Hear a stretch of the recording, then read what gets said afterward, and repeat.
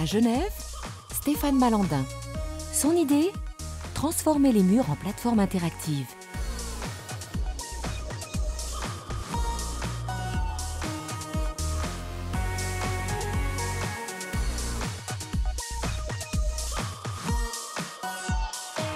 Pour tout le monde, maintenant, commander un téléphone avec ses doigts, c'est tout à fait normal. Un enfant de 3 ans sait très bien le faire.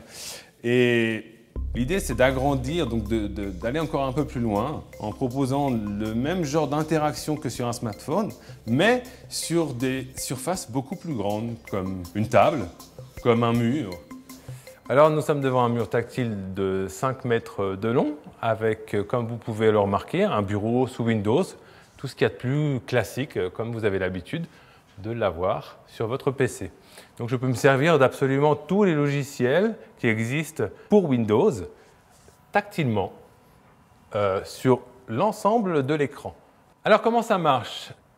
Pour commencer, on a 2 beamers qui projettent une image sur le mur, puis on a une barre constituée de lasers qui diffusent un rideau de lumière infrarouge. Lorsque je mets mes doigts, eh bien, ça coupe le rideau et c'est repéré par des petites caméras infrarouges qui sont juste derrière moi et qui nous permettent, en fait, grâce à un logiciel après, de transformer ce doigt en souris, tout simplement.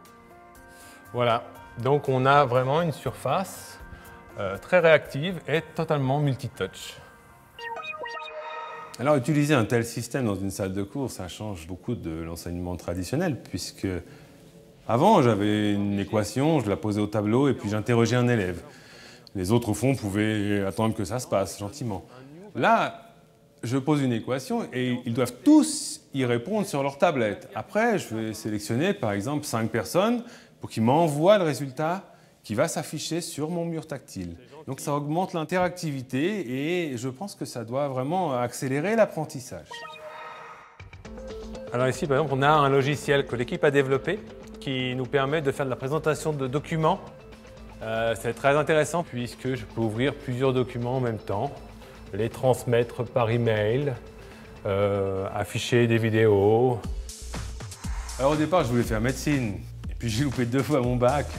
Donc j'ai fini par l'avoir au bout de la 3e fois, mais plus question de faire médecine. Donc j'ai été pris dans 2 écoles, une en informatique et l'autre en comptabilité. Alors j'ai tiré au sort et c'est l'informatique qui est sortie. Ça m'a passionné et je suis allé jusqu'au doctorat.